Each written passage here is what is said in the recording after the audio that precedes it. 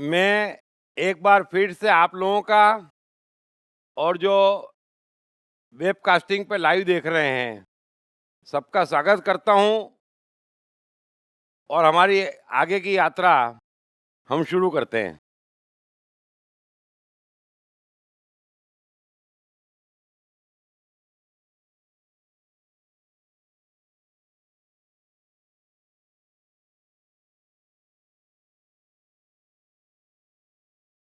अगर आज हम 15-20 मिनट ज़्यादा ले लें, तो बहुत लोगों को तो दिक्कत नहीं है ना, है ना?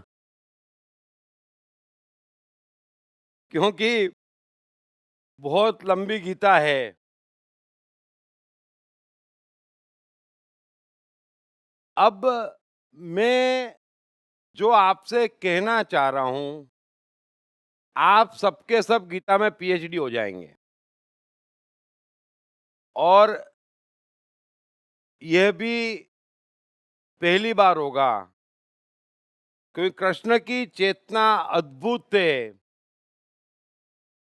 अगर मैं ये कहूं कि कृष्ण मनुष्य जाति के पहले साइकोलॉजिस्ट हैं, तो ये बात तो सभी जानते हैं,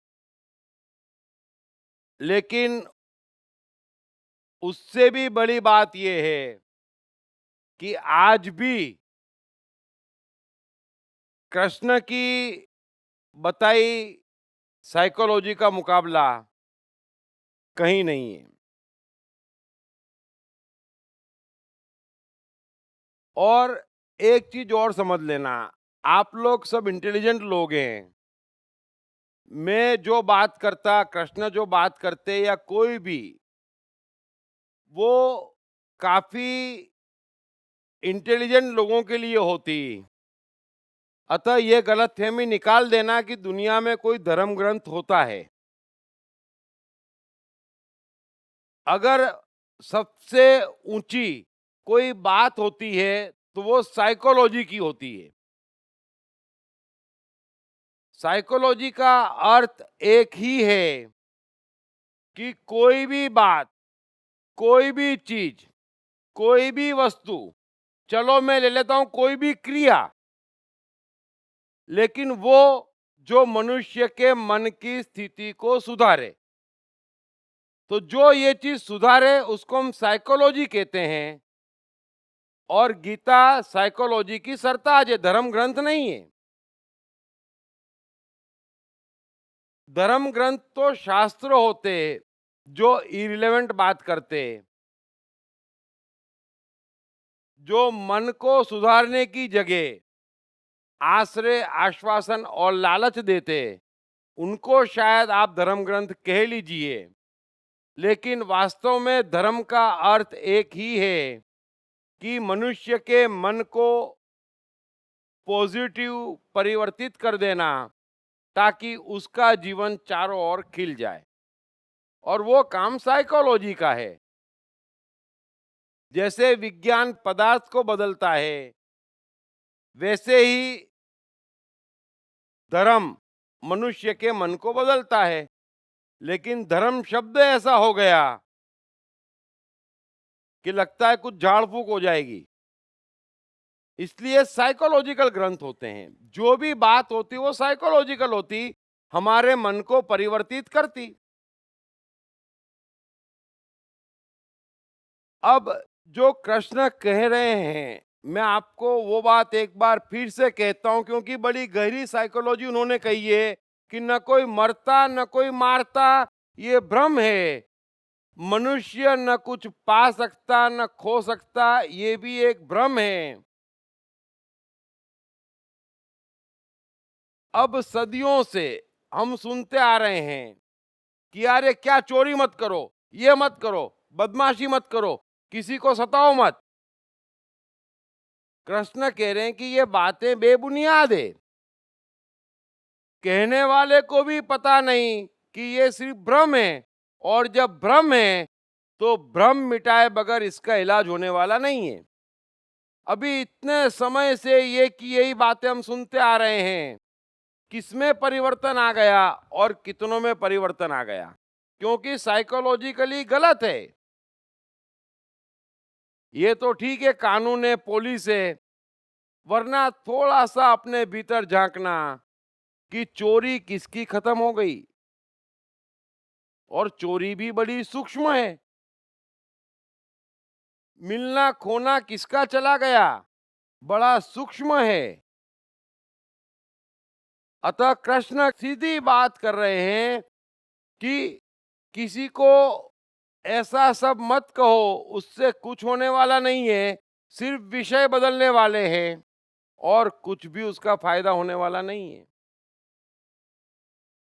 अगर मनुष्य को वास्तव में बदलना है तो उसको यात्रा उस पॉइंट की तरफ करनी पड़ेगी जहां कृष्ण इशारा कर रहे हैं कि बार बार भीतर फील करो कि न कोई मरता न कोई मारता, और जब मेरे कुछ करने से मैं आपका कुछ बिगाड़ ही नहीं सकता तो मैं ऐसा व्यर्थ प्रयास करूं क्यों।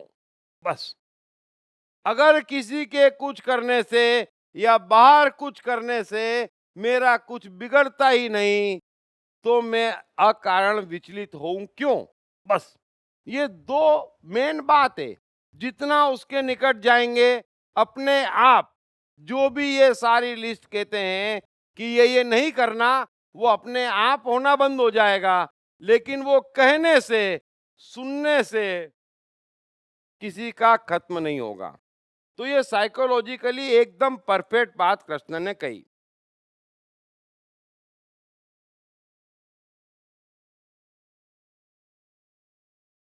आगे कृष्ण कह रहे हैं अर्जुन से कि कोई एक महापुरुष ही इस आत्मा को आश्चर्य की भांति देखता है, और वैसे ही दूसरा कोई महापुरुष ही इसके तत्व का आश्चर्य की भांति वर्णन करता है, तथा दूसरा कोई अधिकारी पुरुष ही इसे आश्चर्य की भांति सुनता है, और कोई कोई तो सुनकर भी इसको नहीं जानता है। हे अर्जुन, यह आत्मा सबके शरीर में सदा ही अवध्य है। इस कारण संपूर्ण प्राणियों के लिए तू शोक करने योग्य नहीं है।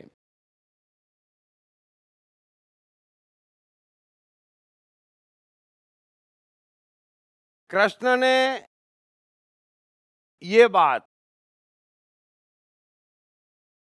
अर्जुन से कही, लेकिन उसमें काफी कुछ आ गया। कृष्ण कह रहे हैं अर्जुन से कि इस आत्मा के निकट जाना और आत्मा को पहचानना ही एकमात्र धर्म है। और अर्जुन, तुमने मुझे शुरुआत में शास्त्रों में क्या लिखा है इसकी काफी बातें कही, तो तू ये स्पष्ट समझ ले कि उन बातों का धर्म से कुछ भी लेना देना नहीं है। और आश्चर्य मत करना मेरे प्यारे अर्जुन, कोई एक महापुरुष ही इसे आश्चर्य की भांति देखता है, कि कोई एक महापुरुष ही आश्चर्य की भांति इसका वर्णन करता है, कोई एक महापुरुष ही इसको सुनता है। बाकी कई लोग तो सुन के भी नहीं सुनते। ये कृष्ण उस जमाने की बात कर रहे हैं कि कोई कोई कोई कोई यानी लाखों में एक, जब बस्ती 50 लाख की थी।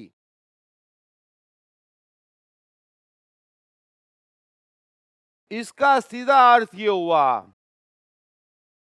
कि धर्म की चर्चा भी लाखों करोड़ों में कोई एक करता है, सुनने वाले भी हजारों लाखों में एक है, समझने वाले भी उतने ही हैं। तो फिर ये चारों ओर हो क्या रहा है?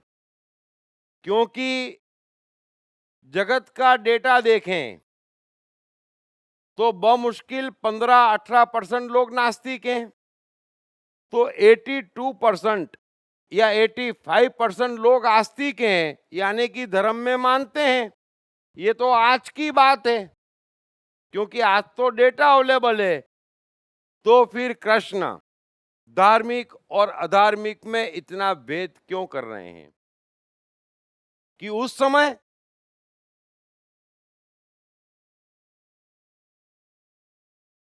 सीधी बात समझ लेना कि मन को सुधारने में, अपने मन को पॉजिटिव परिवर्तित करने में लाखों में एक व्यक्ति रस लेता है। मन को सुधारने वाली स्पष्ट और सीधी बातें तो करोड़ों में कोई एक करता है।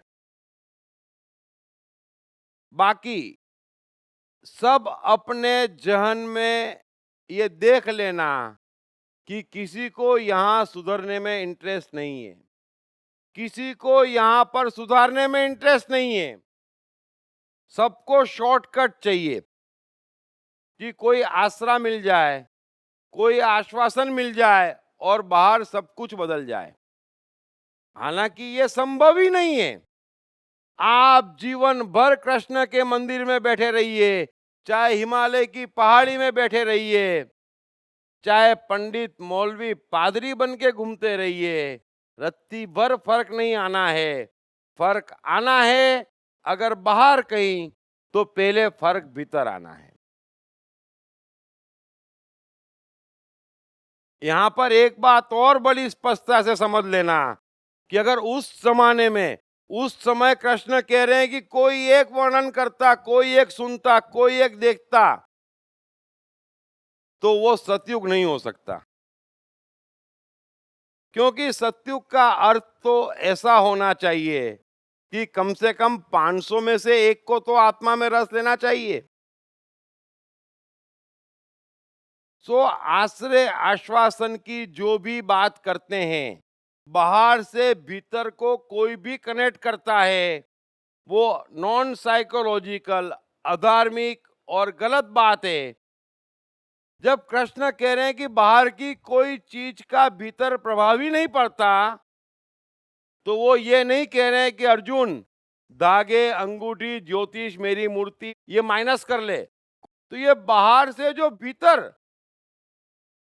अब मंदिर भी बाहर है, मूर्ति भी बाहर है, शास्त्र भी बाहर है, तो बाहर की कोई चीज का भीतर असर कैसे होगा और भीतर बदले बगैर बाहर कैसे बदल जाएगा कुछ भी, ये बात ही बुनियादी तौर पर गलत है।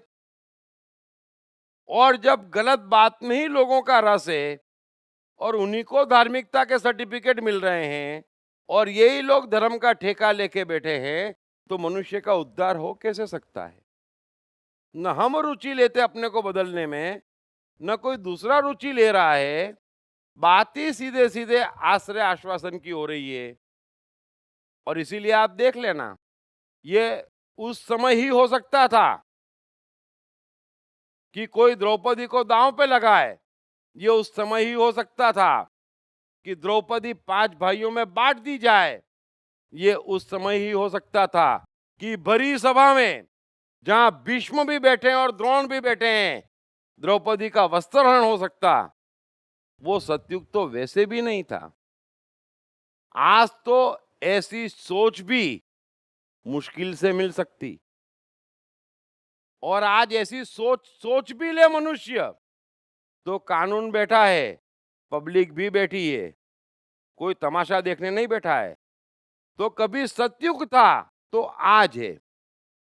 और एक चीज और समझ लेना, अगर मनुष्य प्रगति कर रहा है और जितनी प्रगति कर रहा है उतना वो सतयुग है। अगर वो सतयुग होता तो गाड़ों में नहीं घूमना पड़ता, रथों में नहीं दौड़ना पड़ता। लेकिन धार्मिक कौन है और अधार्मिक कौन है, ये समझने में ही सब जने मार खा जाते। तो आज का मनुष्य बहुत धार्मिक है, क्योंकि धर्म का क्राइटेरिया उसकी मानसिक दशा है, वो मानसिक गुण है जिनकी ओर कृष्ण इशारा कर रहे हैं लगातार।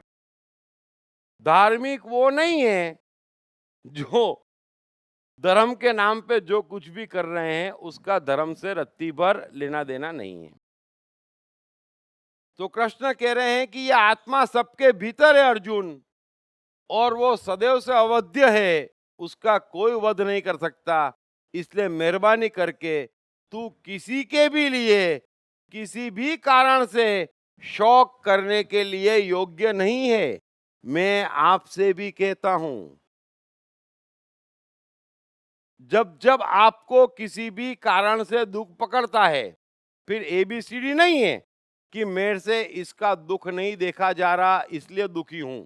वो भी आपकी अधार्मिकता है, क्योंकि उस बात में भी आप ये तो मान ही रहे हैं कि वो दुखी हो सकता है, और वो दुखी है। वो वास्तव में दुखी नहीं है, उसका भी भ्रम है, देखने वाले का भी भ्रम है। ये दुख ही बेस में भ्रम है। और जैसे जैसे हम आगे बढ़ेंगे, कृष्ण हमारा ये भ्रम मिटाएंगे, और जिस मात्रा में ये भ्रम मिटेगा उस मात्रा में जीवन बदल जाएगा।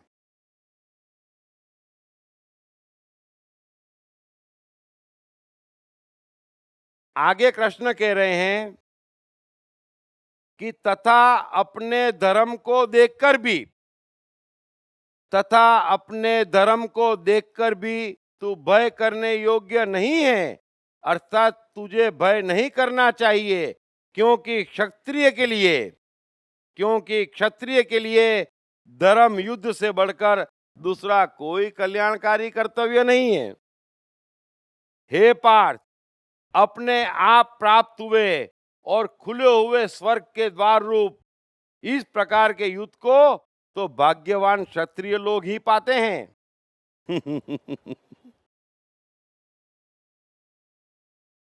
अगर ये लाइन न समझ में आई हो तो मैं एक बार और रिपीट कर दूं, क्योंकि कृष्ण ने यहां पर घेर बदल दिया।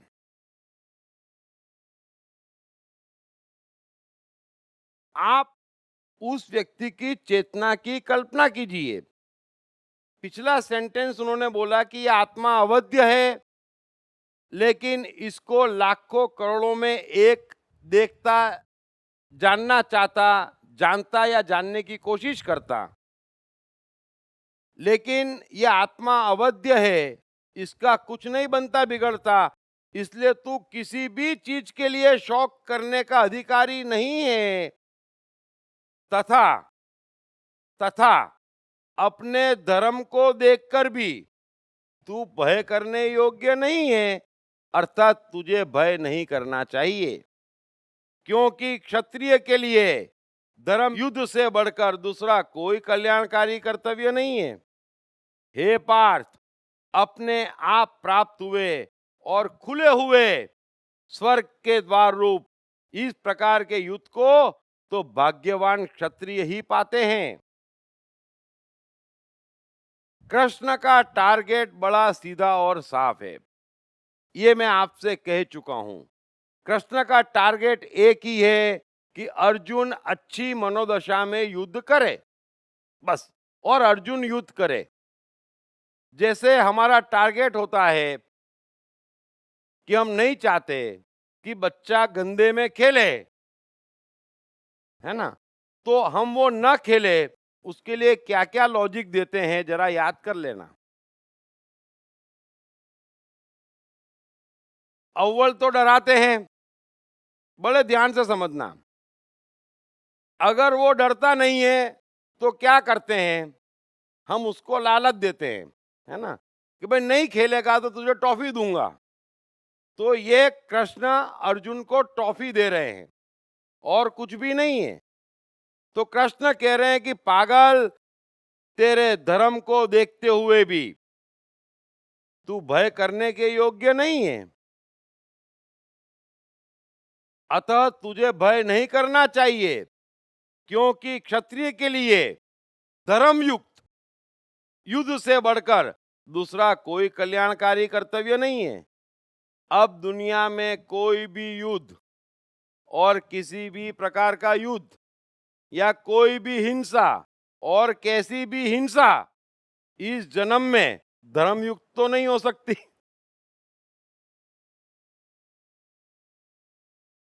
लेकिन क्या करें, युद्ध सामने है और इसका डर है कि जाने का नाम नहीं ले रहा।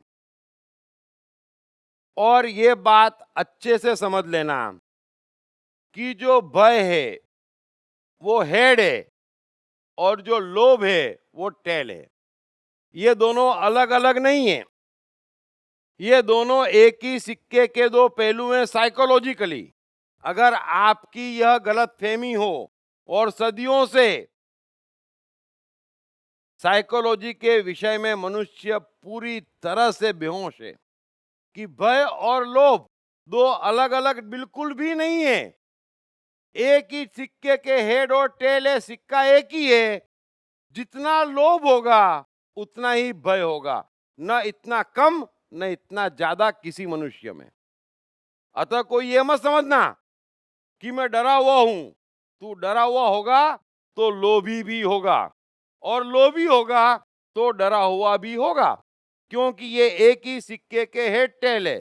तो कृष्ण ने हेड तो बहुत घुमा दिया कि तेरा डर दूर कर, तेरा डर दूर कर, तेरा डर दूर कर। अब वो बात समाप्त हो गई। आत्मा अमर है, न मरता न मारता, जैसे मनुष्य वस्त्र बदलता, सब तो उससे कह दिया। कितनी बार का युद्ध के लिए खड़ा हो जा लेकिन नहीं हो रहा है। तो कृष्ण बोले रुक जा, अब टेल की बारी आई, है ना। तब उसको लोभ दे रहे हैं। इसीलिए मैं कह रहा हूं कि गीता की इंडिविजुअल श्लोक की विवेचना नहीं हो सकती, वरना कुछ का कुछ अर्थ और अपनी ही मान्यता का अर्थ निकालते चले जाएंगे। कृष्ण का कोई रस ज्ञान देने में नहीं है। और ये समझ लेना कि उन्हें पूर्ण अवतार इकलौता इसीलिए कहते हैं कि वो जीरो इंटरफेरेंस में जीते हैं।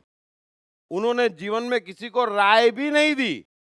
आप तो बड़ी बात कर रहे हैं ज्ञान की, ये तो बहुत बड़ी बात होती है। और कृष्ण आगे गीता में ही हर बात स्पष्टतापूर्ण कहेंगे। सो कृष्ण का एक ही रस है कि वो युद्ध करे। और कई लोग ये समझते कि कृष्ण अर्जुन को युद्ध के लिए उकसा रहे हैं, वो भी गलत है। लेकिन वो भी जब श्लोक आएगा तब आपसे कहूंगा। अभी कृष्ण ने दूसरा पहलू घुमाया, है ना। एक लोभ नाम की पिचकारी छोड़ दी कि भाई अर्जुन, ये तो मौका है ना, ये चांस तो छोड़े ही मत। क्या? और फिर क्षत्रिय का तो धर्म ही मरना और मारना है ना। तो क्षत्रिय तो कृष्ण भी हैं, न तो वे कभी मरे न उन्होंने किसी को मारा, ये भी मैं आगे बताऊंगा। लेकिन क्षत्रिय का तो धर्म ही मरना और मारना है, तो तुझे तो युद्ध करना ही चाहिए। कोई कारण नहीं है युद्ध नहीं करने का।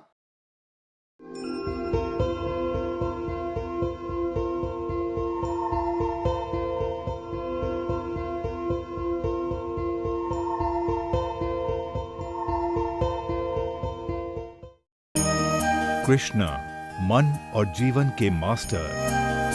कृष्ण एक प्रेमी, एक कलाकार, एक गुरु, एक राजनेता, एक व्यवसायी। कृष्ण शून्य से सृजन करने का एक श्रेष्ठ उदाहरण। कृष्ण जो कठिनतम परिस्थितियों में भी हंसते हुए जीने की कला सिखाते हैं। कृष्ण जिन्होंने जीवन का हर युद्ध जीता। दीप त्रिवेदी द्वारा लिखित किताब मैं कृष्ण हूँ। ये किताब कृष्ण के संपूर्ण जीवन पर रिसर्च करने के बाद कुछ इस साइकोलॉजिकल अंदाज में सिलसिलेवार रूप से लिखी गई है कि जिसे पढ़ते पढ़ते आपका जीवन भी बदलता चला जाएगा। मैं कृष्ण हूँ।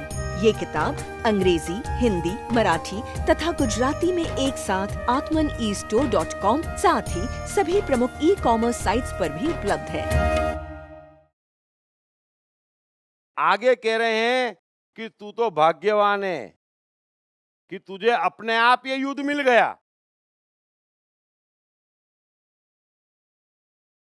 अपने आप मिल गया कि 40 साल की मेहनत करके लाया हूं। लेकिन कृष्ण कह रहे हैं तुझे अपने आप मिल गया, तू तो भाग्यवान है। बाकी मिलता कहीं?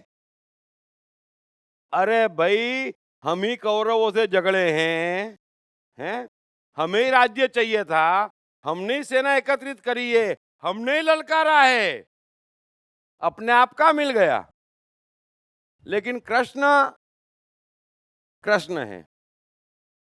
हम भी बच्चों के साथ ऐसा ही कहते और ऐसा ही करते, है ना।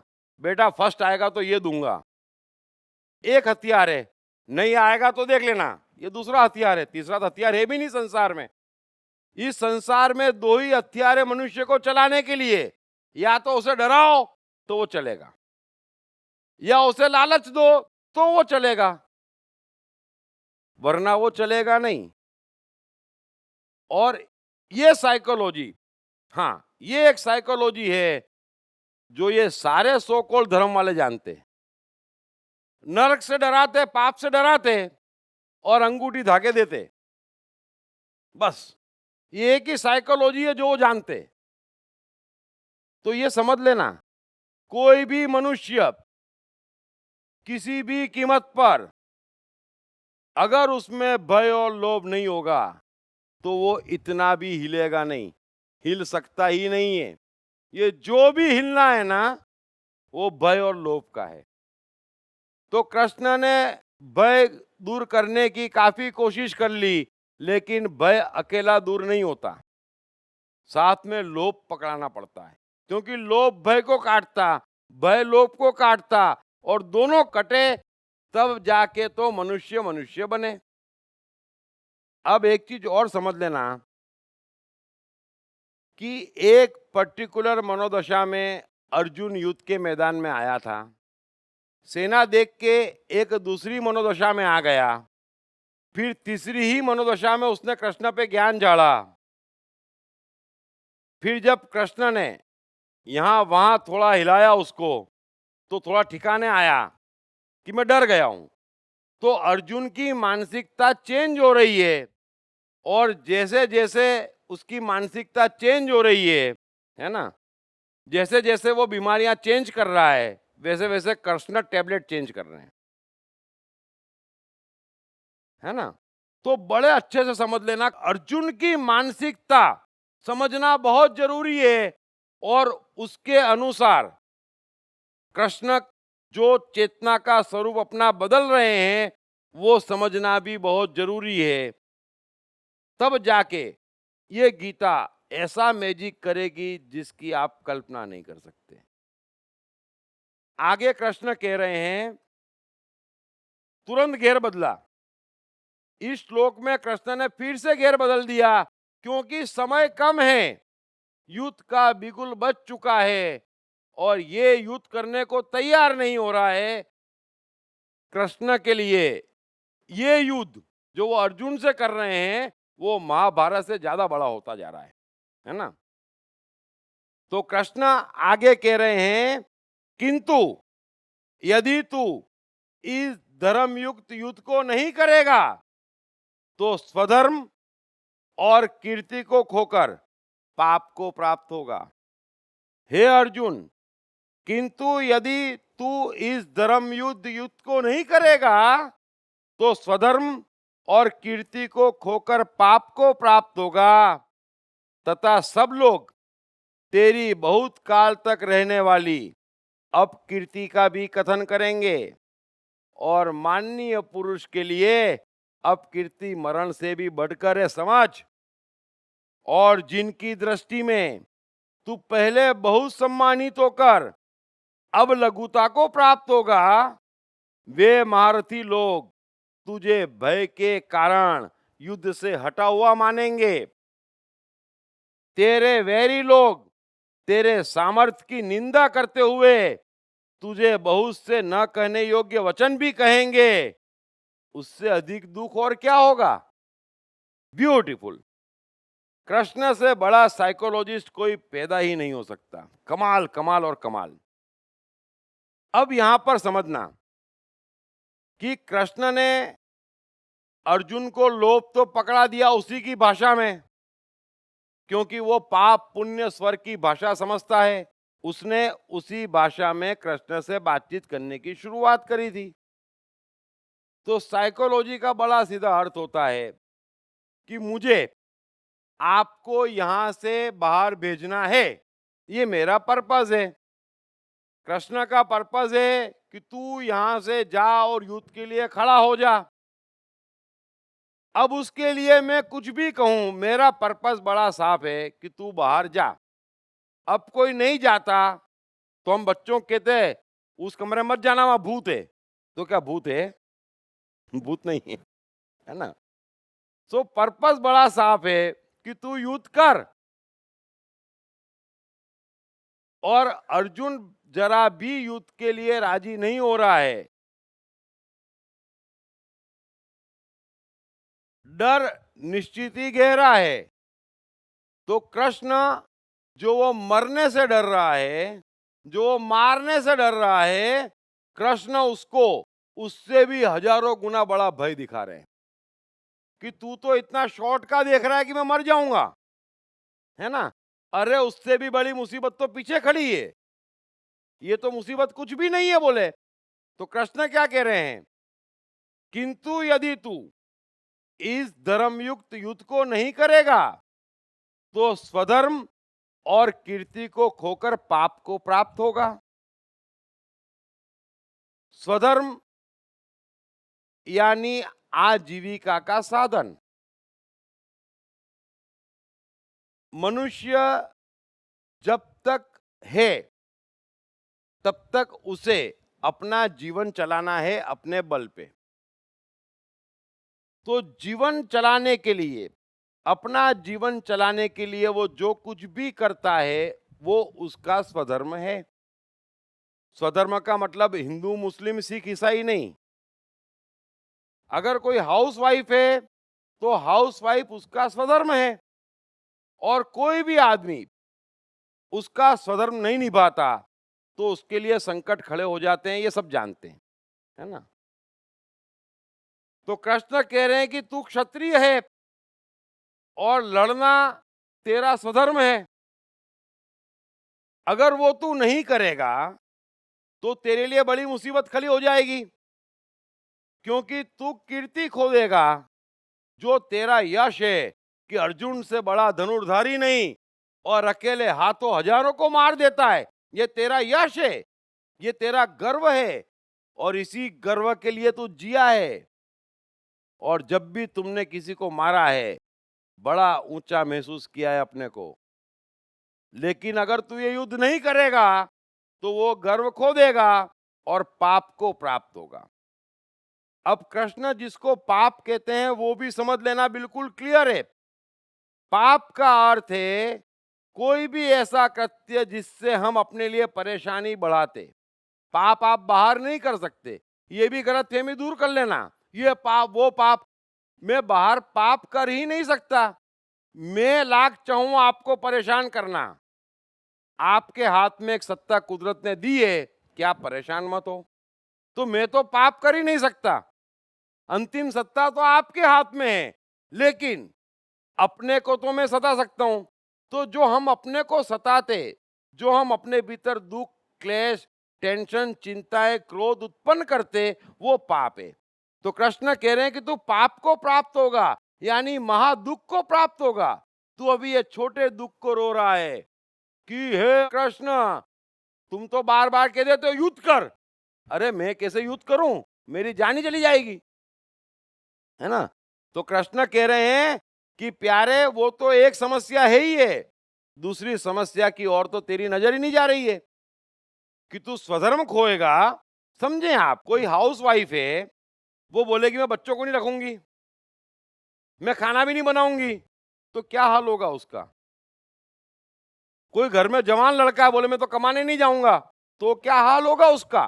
जरा समझना, मनुष्य को जीना है तो एक स्वधर्म उसका कर्तव्य, उसके बगैर वो जी ही नहीं सकता। और ये भी एक समस्या है, आदमी स्वधर्म भी चैन से नहीं निभा पाता और फिर दोष दूसरों को देता है, ये ठीक नहीं, वो ठीक नहीं। अरे तुमको एक काम है खाना बनाने का, जनरल बात कर रहा हूं, उसमें भी पुरुष ज्यादा मास्टर हैं? और आजकल तो होम सर्विस, है ना? सो थोड़ा सा इस बात को समझें कि आजीविका तेरा स्वधर्म है, तू एक ही काम जानता है, मरना और मारना। अब तू बोलता है मैं मरूंगा नहीं, और क्योंकि मरना नहीं चाहता इसलिए कहता है मैं मारूंगा नहीं। मैं तो डर गया, बड़ा संकट है कृष्ण मेरी जान पे। कृष्ण कह रहे हैं कि तेरी जान पे ये संकट तो कुछ भी नहीं है, एक महासंकट खड़ा है, जरा उस ओर नजर घुमा। और कृष्ण उसकी नजर घुमा रहे हैं कि तू तो कीर्ति ही खो देगा, और जब कीर्ति खो देगा तो सब लोग तेरी बहुत काल तक रहने वाली अपकीर्ति का भी कथन करेंगे, तू इतिहास बन जाएगा। हजारों साल बाद भी सब जने कहेंगे कि अर्जुन था, बहुत बड़ा धनुर्धारी था, बड़े ताव में युद्ध के मैदान में गया था और फिर भाग गया। हजारों साल तक ये तेरा भागना तेरा पीछा करेगा।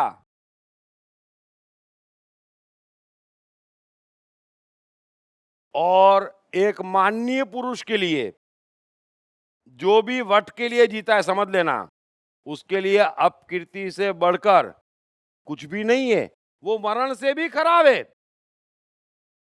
और आप देखना, जो कीर्ति के लिए जीते हैं, जो वट के लिए जीते हैं, वे तो जीते ही नहीं है, बड़ा मर मर के जीते हैं, क्योंकि जीने के लिए कुछ करना पड़ता है। वे तो वट संभालने के लिए करना बंद कर देते हैं सब कुछ, है ना। वट ही नहीं बचा। और ये जोर से बोलेंगे अंदर बड़ा क्रोध है, जोर से नहीं बोलेंगे इज्जत चली जाएगी। और तो अंदर कितना परेशान हो रहा है, हैं? तो कृष्ण कह रहे हैं कि तू तो उसी में का है, तू तो वट के लिए जीता आ रहा है, तो तेरा तो वट ही चला जाएगा, तू यहां से तो भाग जाएगा। हजारों लाखों साल तक तेरी कहानियां सुनाई जाएगी, और कोई भी कभी किसी कर्तव्य से भगेगा तो बोलेगा क्यों अर्जुन हो रहा है, चलती फिरती गाली हो जाएगा तू तो, हैं? कि क्यों अर्जुन हो रहा है, भाग रहा है, भाग रहा है। अरे क्या बोले, तेरा हाल क्या हो जाएगा समझ तू। और माननीय पुरुष के लिए तो ये सबसे खराब है, मौत से बदतर है। आगे कह रहे हैं कि जिनकी दृष्टि में तू पहले बहुत सम्मानित होकर,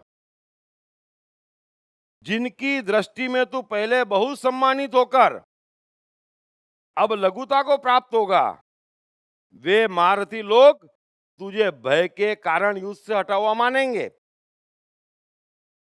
कृष्ण एक बार फिर उसको जोरदार तमाचा दे रहे हैं कि तू मुझे शुरुआत से ज्ञान की बातें कर रहा है कि ताऊ है, चाचे हैं, मामे हैं, शास्त्रों में लिखा है कि ताऊ, चाचे, दादे, मामे को मारना पाप है, हम नरक में सड़ेंगे। तू मुझे तो समझा रहा है ना। मैं तो समझ ही नहीं रहा हूं, मैं तो जानता हूं तू डर गया, लेकिन तू ये गलत फहमी भी मत रखना कि तू युद्ध से भागेगा और फिर सबसे कहेगा कि मुझे तो सन्यास में रस जागा है, मेरा रस धर्म में जागा है। कोई तेरी बात मानने वाला नहीं है, सब तुझे भय के कारण भागा हुआ मानेंगे। तू ये गलत फहमी मत पाल कि बाहर सब मूर्ख बसे हैं। हम भी ये गलत फहमी पालते कि बाहर सब मूर्ख बसे, कोई मूर्ख नहीं बसा है, सब तेरे को बराबर पहचान लेंगे कि देख ये भागा हुआ अर्जुन है, बोले तेरी बोलती बंद हो जाएगी। और तेरे वेरी लोग यानी कि कौरव वगैरह, वो तो बात बात पे तेरा अपमान करेंगे। क्यों नहीं दिखा मैदान में, है? कहां चला गया था, बड़ा धनुर्धारी बन रहा था, ऐसा भागा। तो बोले तेरी निंदा करते हुए बहुत से न कहने योग्य वचन कहेंगे जो तुझसे सुने ही नहीं जाएंगे। अब तू बता, उससे ज्यादा दुख क्या होगा? सामने मौत का दुख है तुझे, और ये दूसरा दुख है। अब तू तराजू में तोल ले कौन सा दुख बड़ा है। अरे भाई, एक गली है, कोई बोलेगा मैं इस गली से नहीं जाऊंगा, क्यों? क्योंकि 4 चांटे पड़ेंगे। अब 2 तो गली है, तो दूसरी गली से जा, वहां 20 पड़ेंगे। तो ऑप्शन क्या है? बोले भैया 4 खा लो, है ना। तो यही अर्जुन की हालत है। अरे मरने में एक बार मरेगा, झंझट समाप्त। ये तो दिन में 1000 बार मरेगा, तू भागेगा तो दिन में 1000 बार मरेगा। इसलिए कबीर कहते हैं कि मरिए तो मर जाइए, छूट पड़े जंजाल। ऐसा मरना क्या जो दिन में 100 बार है, तो तू दिन में 1000 बार मरेगा अगर तू युद्ध के मैदान से भागेगा और युद्ध करेगा तो एक बार मरेगा और फिर युद्ध भी धर्म युक्त है, कर ले प्यारे। और ये समझ लेना डे टू डे आपको भी घर में, परिवार में, रिश्तेदारों में, बिजनेस में काम निकलवाने पड़ते हैं। टारगेट रखो फिक्स कृष्ण की तरह, फिर काम कैसे निकलवाना ना, ये गीता बड़े अच्छे सिखाती है कि कौन कौन सी टेबलेट देना ताकि सामने वाला बिल्कुल आपके हिसाब से सेट हो जाए। वो सेट हो जाए तो आपकी प्रगति। अभी हम उसको सेट करने जाते, वो ज्यादा अपसेट हो जाता है ना। कोशिश करना, हमारी परेशानी क्या है, बेचारा कोई पत्नी को सेट नहीं कर पाता, कितनी सालों से कोशिश में लगे हैं लेकिन नहीं होता। क्यों? क्योंकि मंत्र ही पढ़ते नहीं आते। सेट करने जाते अपसेट करके आ जाते। आप देखना कभी किसी को खुश करने जाते दुखी करके आ जाते। तो क्यों? तो कृष्ण मंत्र पढ़ना सिखा रहे हैं कि परफेक्ट मंत्र पढ़ो। अब अर्जुन के हाथ में पूरा हथियार दे दिया, बड़ा सा डर उसके दिमाग में बिठाई दिया होगा। अभी सभी जने सोच लो आप कि क्या है। दो डर है अर्जुन के सामने, हमारे पास भी ऐसे दो राय आते और साधारण बुद्धिमानी की बात यह है कि दो में से एक चुनना ही पड़े, ऐसा है। अब ये डिपेंड है, जो बहुत डरा होगा, जिसकी आत्मा बहुत सो गई होगी, वो शरीर का डर चुनेगा कि जिंदा तो रहेंगे। वो ये नहीं समझेगा कि ये जीना भी कोई जीना है लल्लू, वो नहीं समझेगा। और जिसकी आत्मा थोड़ी सी जागी होगी वो समझ जाएगा कि वहां तो बहुत मरना होगा, यहाँ पे एक चांस तो है ना, कोई मरी जाऊंगा जरूरी है क्या। अब अर्जुन क्या करता है ये आगे देखें।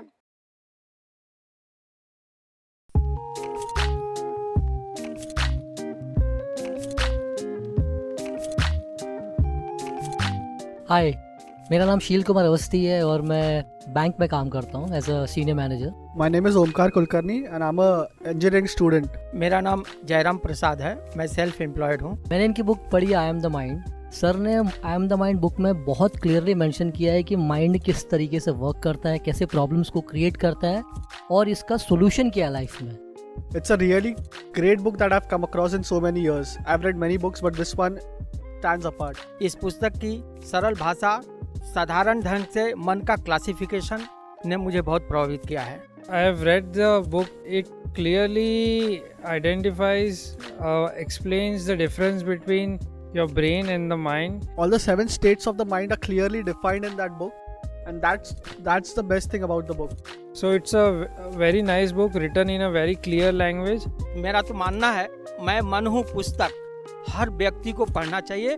ये जिंदगी को आसान बनाने का सरलतम तरीका है। अगर ये आई एम द माइंड एक बार समझ में आ गई, it is going to make the magic in the life.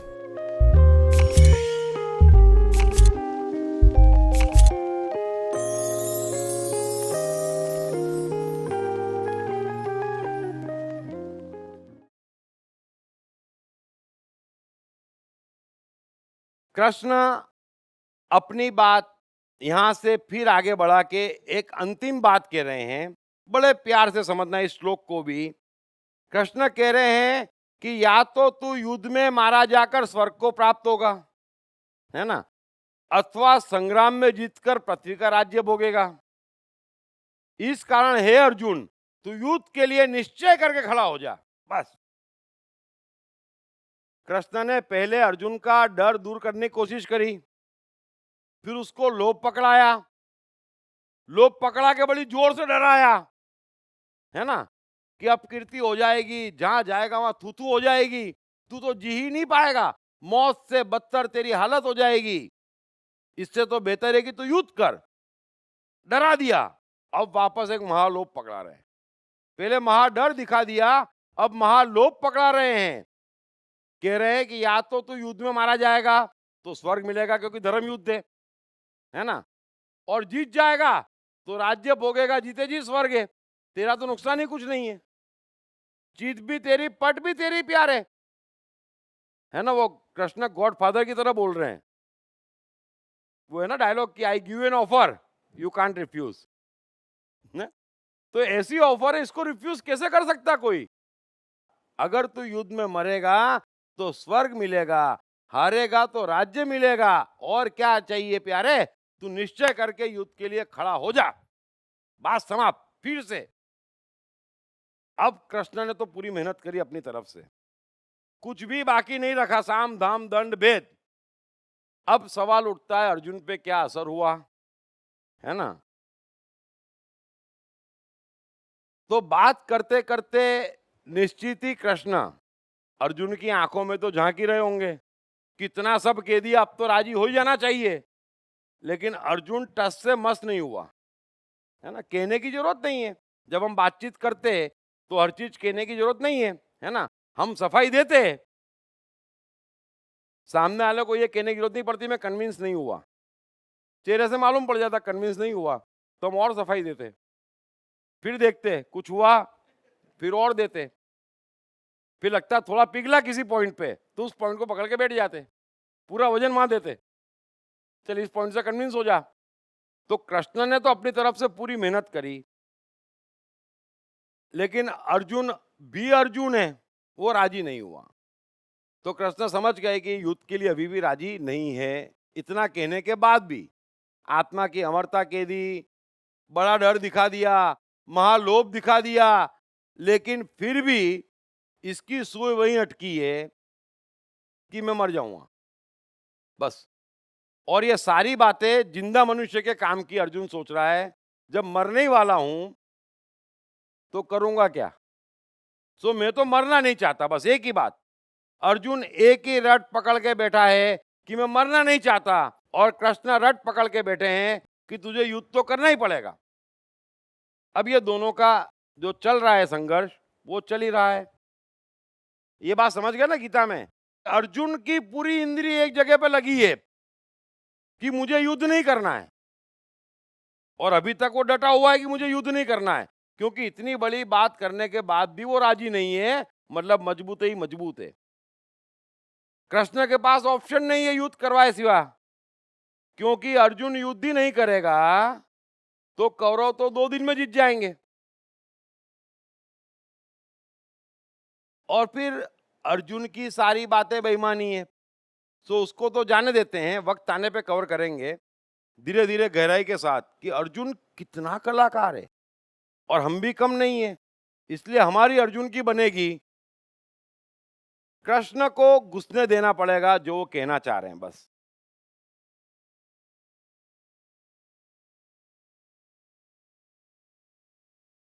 अब थोड़ा सा सोचना कि कृष्ण के पास हथियार क्या है, साइकोलॉजी समझने की कोशिश करना। भाई ये बात तो बड़े अच्छे से समझ में आ जाती है कि भाई कोई आदमी अगर नहीं मान रहा है तो उसे मनाने के लिए डराया जाए, और डर के भी नहीं मान रहा है तो लोभ पकड़ा दिया जाए। लेकिन दोनों में से एक में भी ना माने, आप उसको बोले कि अगर ये काम नहीं करा तो तुझे मार डालूंगा, और करेगा तो 1 करोड़ रुपए इनाम मिलेगा, और वो फिर भी ना करे तो सिचुएशन कैसी हो गई? जरा कल्पना करना कृष्ण की सिचुएशन। और कृष्ण की एक विशेषता है, पूरे जीवन उन्होंने परिणाम तय किए हैं। ये बड़े ध्यान से समझना, कृष्ण परिणाम तय करते। तो अभी अर्जुन को युद्ध लड़ना है, अगर उन्होंने तय किया है तो अर्जुन को युद्ध तो लड़ना ही है, क्योंकि उनका नाम तो जय श्री कृष्ण है, वो तो हारने वाले हैं नहीं। सामने अर्जुन है, तो अब भय लोभ की बात करना तो बेईमानी हो गई। अब समझना, आगे भय लोभ की बात तो हो नहीं सकती, क्योंकि वो हथियार पूरी तरह से अर्जुन ने फ्लॉप कर दिए। सो कृष्ण सीधे सीधे सत्य पे उतर आए, है ना? अब क्या होगा? अब सत्य ही कहना पड़ेगा। भाई लड़का इस तरीके से भी नहीं मान रहा है, झूठा डर दिखा दिया नहीं मान रहा है, झूठा लोभ दिखा दिया नहीं मान रहा है स्कूल जाने के लिए, तो अंतिम उपाय क्या है? सत्य कहना पड़ेगा कि देख बेटा तेरा इतना इसमें फायदा है, तेरा जीवन बनेगा, है ना? तो सत्य पे उतरना पड़ेगा, जो आप सोचते कि सत्य है। तो कृष्ण के पास भी तीसरा ऑप्शन अब यही बचा कि सत्य पे उतर आए। तो अगला सूत्र कृष्ण कह रहे हैं कि हे अर्जुन, जय पराजय, बड़े ध्यान से समझना, जय पराजय, लाभ हानि और सुख दुख को समान समझकर उसके बाद युद्ध के लिए तैयार हो जा। इस प्रकार युद्ध करने से तू पाप को प्राप्त नहीं होगा। कृष्ण भी कृष्ण है। अभी एक श्लोक पहले बोल रहे थे कि ये धर्म युद्ध है, और अब कह रहे हैं कि देख, युद्ध में पाप तो है ही, लेकिन एक रास्ता है तेरे पास कि तू पाप को प्राप्त नहीं होगा। और पाप का मतलब मैंने आपसे स्पष्ट कह दिया कि तू दुखी नहीं होगा, है ना। अभी अर्जुन दुख में है, अर्जुन कष्ट में है कि भाई युद्ध करूंगा तो मरूंगा, ये कष्ट है, नहीं करूंगा तो कृष्ण ने दिखा दिया कि उससे बड़ा कष्ट खड़ा है। लेकिन एक रास्ता है अर्जुन कि न यहां पर तेरे को कष्ट होगा, न पीछे से कष्ट होगा, न आजीवन कभी कष्ट होगा।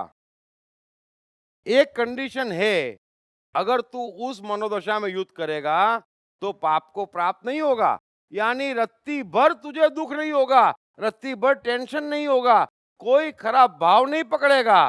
वो कंडीशन क्या है? तो कृष्ण कह रहे हैं कि जय पराजय, लाभ हानि और सुख दुख को समान समझ ले, फिर तू युद्ध कर, तू पाप को प्राप्त नहीं होगा, यानी तुझे एक क्षण को भी कोई दुख नहीं पकड़ेगा। अब ये महाश्लोक है, बड़ा सत्य है, साइकोलॉजिकल, समझ लेना। अगर ये कंडीशन आप अप्लाई कर लें, आप कुछ भी करें, जीवन में क्षण भर को दुखी नहीं होंगे, कुछ भी करें।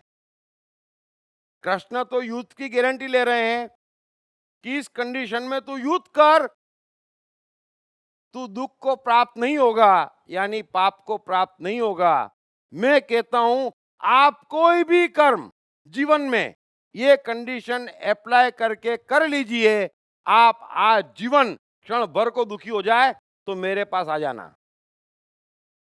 हो ही नहीं सकते। तो कृष्ण कंडीशन क्या लगा रहे हैं समझ लेना कि जय पराजय, चाहे हारूं चाहे जीतूं, मेरे लिए क्या फर्क। आप कोशिश करना, आप पराजय से भागते हैं और जय के लिए भागते हैं, तो जो भागते हैं तब तक दुख है। कृष्ण कह रहे हैं कि जय पराजय, लाभ हानि, तुझे क्या मिलेगा और तेरा क्या नुकसान होगा, ये हटा दे। तीसरी बात कह रहे हैं, सुख दुख को समान समझ। अभी तू दुखी है, कल इसी युद्ध के लिए तो सुखी था, क्या युद्ध करने को मिलेगा, हाँ युद्ध करने को मिलेगा, आज उसी युद्ध से तो दुखी है। तो दोनों समान ही है, एक सिक्के के दो पहलू हैं। तू 40 साल से जीतने की कोशिश कर रहा था कि मैं ये राज्य पालूंगा, आज तू कह रहा है कि राज्य में क्या रखा है। यही तेरा सुख है जो दुख में कन्वर्ट हुआ है। तो सुख दुख सेम है, लाभ हानि सेम है, जय पराजय सेम है। और आप एक कर्म ऐसा बताइए कि आपने किया और उसमें जय पराजय नहीं है, लाभ हानि नहीं है, सुख दुख कारण नहीं है, और फिर भी आप कर्म कर रहे हैं, चमत्कार हो जाएगा। तय कर लें कि रोज 5 कर्म ऐसे करना है जिसमें लाभ भी नहीं और हानि भी नहीं है। आपके मन में न लाभ है न हानि है, न जीतने की इच्छा है न हारने का डर है, उससे न सुख उत्पन्न होना चाहते आप, न दुख के डर से आप कर रहे हैं। करें, 5 कर्म करें, इतनी जल्दी जीवन बदल जाएगा जिसकी आप कल्पना नहीं कर सकते। ये सब जादू हैं, ये मन के मिराकल हैं जो कृष्ण कह रहे हैं। और एक चीज समझना, सुख दुख में फर्क क्या है, मैंने आपसे वही कहा कि इसी युद्ध के लिए 40 साल तक वो सुखी था, यही युद्ध आज उसे महा दुख दे रहा है। युद्ध तो वो का वही है, चाह वो की वही है, अर्जुन वो का वही है। समझे थोड़ा सा, ये साइकोलॉजी का सिद्धांत है। कोई दुनिया में ऐसी चीज नहीं है जो मनुष्य को सुख दे दे और दुख न दे। कोई ऐसी चीज नहीं है, समझ लेना। आप कोशिश करना, मुझे बताओ कि ये एक चीज है, मैं प्राप्त कर लूंगा तो मुझे सिर्फ सुख होगा, दुख भी होगा और उसी चीज से होगा। गोली पे इतने ही ताव में चढ़ के जाते जैसे अर्जुन युद्ध के मैदान में गया है। जो चीज से सुख होगा उससे दुख होगा, ये बड़े ध्यान से समझ लेना। सुख और दुख भी हेड टेल है। और कृष्ण जो साइकोलॉजी कह रहे हैं, ये अंतिम ग्रेड की साइकोलॉजी है। ये ऑर्डिनरी साइकोलॉजी नहीं है जो अन्य ज्ञानी लोग देते हैं कि बालक जीवन को सुख से भर दूंगा, जीवन में से दुख हटाओ। संभव ही नहीं है। कितने महान है कृष्ण, क्या उनकी चेतना है, क्या मन को और जीवन को जानते हैं, कमाल है। अगर आपको किसी चीज से सुख होगा तो उस चीज से दुख भी होगा, होगा और होगा। अगर आपको ये शरीर सुख दे रहा है तो आप सब जानते हैं कि कितना मजा भी देता है दूसरे तरीके से, है ना। जो धन आपको सुख देता है, जरा गौर करना, वो कितना दुख भी देता है ना। कोई ऐसी चीज नहीं है, सुख और दुख हेट्टेल है। क्यों? क्योंकि बाहर की चीज तो भीतर प्रभावित करती नहीं। ये तो आपकी मनोदशा है जो कनेक्शन बिठा रही है। अब कनेक्शन बिठा रही है तो परेशानी की जड़ हो रही है।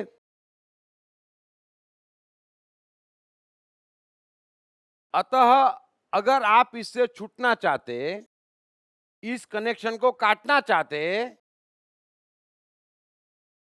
तो इलाज क्या है? सदियों से ज्ञानी एक ही इलाज देते हैं कि जीवन में सुख बढ़ाओ, दुख काटो। अब उनको मन का कुछ मालूम ही नहीं है और सब जने कोशिश कर रहे हैं युगों से कि महाराज आप ठीक कहते हैं, हम जीवन में सुख बढ़ाने का प्रयास करते हैं और दुखों को काटने का प्रयास करते हैं। ये बात ही बुनियादी तौर पे गलत है। कहने वाले को नहीं मालूम, उसका कुछ गया नहीं, उनको सम्मान मिल गया, फंस हम गए जो सुन लिया। सो कृष्ण कह रहे हैं कि सुख दुख को समान समझ। तू दुख से भागता है वो बंद कर और सुख से भागना शुरू कर। अगर किसी चीज से सुख होता है तो तुरंत रुक जाना कि इसमें सुख की क्या बात है। अगर आप सुखी नहीं होगे तो इस जन्म में आप कभी दुखी नहीं होगे। हम उल्टा चलते, समझ लेना, बड़ा साइकोलॉजिकल बात कह रहा हूं। कृष्ण जब बात कहते तो मन के बादशाह हैं वो, सरताजों के सरताज है, एकमात्र पूर्ण अवतार कहते ज्ञानी लोग। अगर आप किसी चीज से सुख लेना चाहते हैं तो आपको वो चीज दुख देगी। तो चीज चीज है, मैं हूं, मुझे क्यों उससे सुख चाहिए? अगर आपको सुख नहीं चाहिए तो उस चीज की हैसियत और हस्ती क्या है कि आपको इतना भी दुख दे दे। बड़े ध्यान से समझना साइकोलॉजी। अब चीज चीज है, आप है, तो वापरो ना। सुख दुख क्या है? सुख के लिए क्यों? सुख के लिए क्यों? मैं अभी बोल रहा हूं, आप लोग सुन रहे हैं। कबीर भी बोलते थे, कृष्ण भी बोल रहे हैं, तो क्या मिल रहा है? अर्जुन से कितना सम्मान मिल रहा है, आप खुद ही देख रहे हैं, है ना। तो कोई फर्क नहीं पड़ता है। सवाल ये है कि मैं सुख की अपेक्षा में कोई कनेक्शन बिठाऊं ही क्यों? कनेक्शन बैठा हुआ है, मुझे मजा आ रहा है, बस। कनेक्शन आप बदल नहीं सकते, कनेक्शन आप बदल नहीं सकते। तो सुख की तमन्ना में जब तक आप सुख से कांप रहे हैं, कंपन भीतर एक, हा, बस तो हा फिर निकल जाने वाली है। कोई उपाय नहीं है इसका। इस चीज को समझना, अगर आप जीत के लिए भाग रहे हैं तो पराजय से दुख होगा।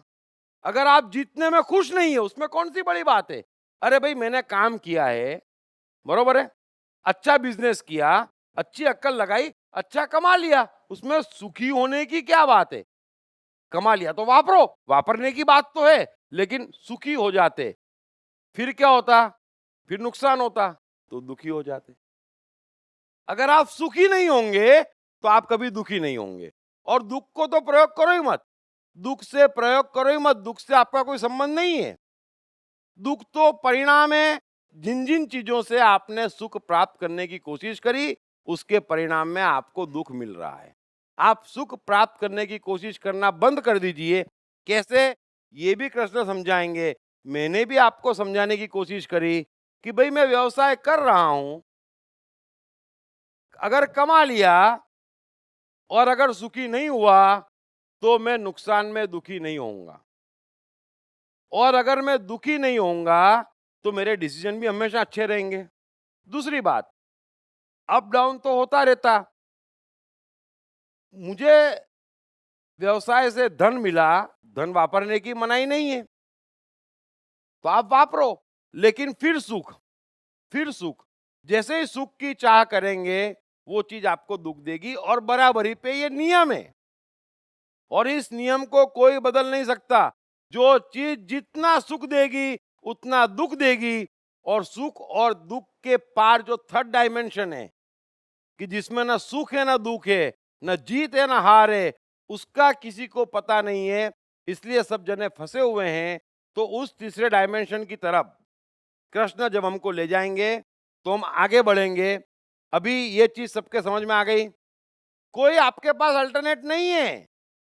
इसलिए जो भी ये कहते हैं कि बाबा मैं सुख देता और दुख लेता, अबे कैसे लेता देता? शक्य ही नहीं है। हमको सुखी होना बंद करना पड़ेगा, हम दुखी होना बंद कर देंगे। हमको जीतने की लालसा छोड़नी पड़ेगी, हम पराजय होना बंद हो जाएंगे, फिर हम पराजित नहीं हो सकते अगर हम जीतने की लालसा नहीं रखेंगे तो। आप खेल भी खेलते है ना, अगर आप जीत हार के लिए नहीं खेलेंगे तो खेलने का मजा आएगा, ये सब जानते हैं। अगर जीतने के लिए खेलेंगे, खेल भी लिए और हार गए, उसका दुख पकड़ लेगा, फायदा क्या हुआ? खेल का खेल लिए और फिर भी रो रहे हैं। सो जीत हार के लिए नहीं, सुख दुख के लिए नहीं, मान अपमान के लिए नहीं, लाभ हानि के लिए नहीं, हमें करना है इसलिए कर रहे हैं। थर्ड डायमेंशन है आनंद, जिसमें पीछे से कोई दुख नहीं है, तो हमें करना है क्योंकि करने में मजा आ रहा है। बात फुल स्टॉप वहीं के वहीं हो गई, चैप्टर क्लोज।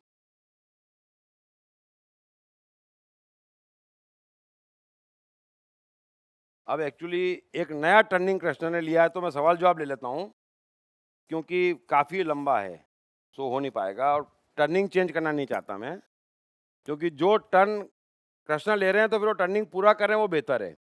सो कृष्ण ने यह बात समाप्त करी कि भाई भय लोभ से नहीं डरा जो आदमी, उसे सत्य कहना पड़ेगा। ये डे टू डे आपका भी अनुभव है ना? तो कृष्ण ने सत्य कह दिया कि भाई सुख दुख लाभ हानि इसको बराबर समझ, तो न तू अभी दुखी होगा न भविष्य में दुखी होगा, क्योंकि फिर दुख का कोई कारण मनुष्य जीवन में बचता नहीं है। कोई क्वेश्चन हो तो पूछ लो प्लीज, कोई क्वेश्चन हो तो। सर वो कृष्ण कह रहे हैं कि तू वो मरेगा तो स्वर्ग में जाएगा, तो कौन से स्वर्ग की बात कर रहे हो? स्वर्ग तो है ही नहीं कहीं, वही तो मैंने आपसे कहा, शास्त्रों में स्वर्ग की कल्पना है, तो उसी की भाषा में कृष्ण बोल रहे हैं। अभी एडम और ईव की कल्पना है, तो हम क्या कहेंगे, आदम की संतानों को तुम ऐसा कर रहे हो, तो इसका थोड़ी आदम को एंडोर्स कर रहे हैं हम, तो उसको लालच दे रहे हैं। हम बच्चों को कैसे लालच देते हैं, बेटा तू ये करेगा तेरे को ये मिलेगा, मिलता है, होता है, जरूरी नहीं है। स्वर्ग जीते जी हमारी मनोदशा है, मरने के बाद इस जगत में कुछ भी नहीं है। जो कुछ भी है जीते जी है, ये दिमाग से निकाल देना कि मरने के बाद कुछ है। तो जीते जी अगर हमें कष्ट नहीं है और हम आनंद में हैं तो हम स्वर्ग में हैं, जीते जी अगर हम कष्ट में हैं तो नरक में हैं, दोनों यहीं का यहीं है, यहीं हम भुगत रहे हैं। हाँ प्लीज। अगर सब कुछ ब्रह्म है तो सुख और दुख भी ब्रह्म है। भ्रम है ना, द्वंद्व, हर प्रकार का भ्रम है ना। तो कृष्णा द्वंद्व पे काफी अटैक करेंगे, उनके साथ ही हम बढ़ेंगे।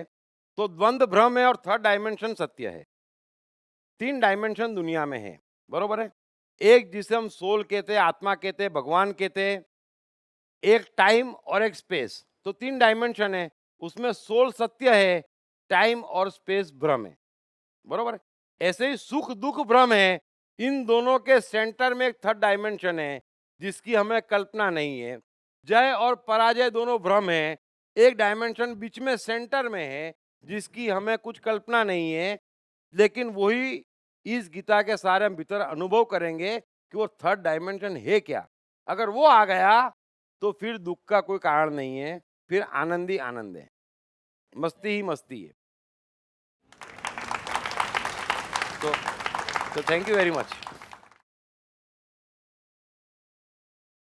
पढ़िए बेस्टसेलर मैं मन हूं के लेखक दीप त्रिवेदी द्वारा सीक्रेट सीरीज के अंतर्गत लिखित किताबें भाग्य के रहस्य, आत्मा के रहस्य, सफलता के रहस्य, साइकोलॉजी के रहस्य, जीवन के रहस्य, प्रेम के रहस्य, प्रकृति के रहस्य, ऑटोमेशन के रहस्य, रिश्तों के रहस्य, अहंकार के रहस्य, समय के रहस्य, मन के रहस्य।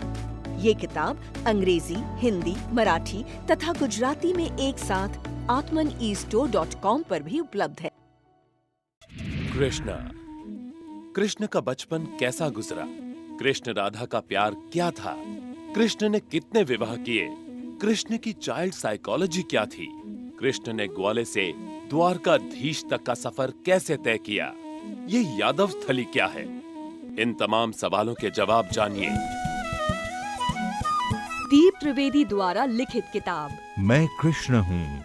ये किताब कृष्ण के संपूर्ण जीवन पर रिसर्च करने के बाद दीप त्रिवेदी द्वारा कुछ इस साइकोलॉजिकल अंदाज में सिलसिलेवार रूप से लिखी गई है कि जिसे पढ़ते पढ़ते आपका जीवन भी बदलता चला जाएगा। मैं कृष्ण हूँ। ये किताब अंग्रेजी, हिंदी, मराठी तथा गुजराती में एक साथ atmanestore.com साथ ही सभी प्रमुख ई-कॉमर्स साइट्स पर भी उपलब्ध है।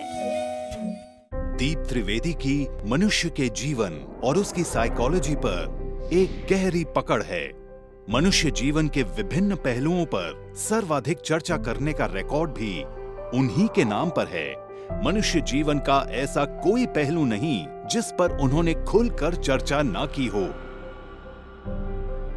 जैसे कि path of life, personality, complex, guilt, love, expectation, partiality, acceptance, fear, hypocrisy, creativity, wealth, who is God, concentration, confusion, power of transformation, joy and success, mind and brain, day sleep, natural intelligence, change your future, ego, non-violence, freedom तथा दीप talks ताओ ते चिंग के अंतर्गत दीप त्रिवेदी द्वारा मशहूर Chinese philosopher लाओ त्से के महान सूत्रों पर चर्चा, परिचय, समय, मन, सफलता, संकट, धर्म, राजनीति और दीप टॉक्स भगवद गीता के अंतर्गत जीवन की किसी भी समस्या से निपटने के लिए दीप त्रिवेदी द्वारा भगवद गीता के संपूर्ण 18 अध्याय पर चर्चा। आप ये तमाम डीवीडीज और सीडीज सुनकर अपना और अपने परिवार का जीवन बदल सकते हैं। ये तमाम डीवीडीज और सीडीज आत्मन ई स्टोर तथा अन्य सभी ई कॉमर्स साइट्स पर उपलब्ध हैं। हर बच्चे में सफल और महान बनने की संभावना छिपी होती है। सवाल बच्चे द्वारा अपनी प्रतिभा को निखारने का तथा सही परवरिश पाने का ही होता है। दीप त्रिवेदी द्वारा लिखित रोचक ग्राफिक बुक्स पढ़िए। The story of Thomas Edison, अनपढ़ एडिसन के महान वैज्ञानिक बनने की दास्तान, नॉटिनेस टू ग्रेटनेस, स्टीव से स्टीव जॉब्स बनने की कहानी, हॉटी टू डॉन्टी, चाइल्ड साइकोलॉजी समझने हेतु शेर के बच्चे की कहानी। न सिर्फ बच्चों बल्कि हर माता पिता व टीचर के लिए भी आवश्यक ग्राफिक बुक्स हिंदी तथा अंग्रेजी में आत्मन ई स्टोर तथा अन्य सभी ई कॉमर्स साइट्स पर उपलब्ध।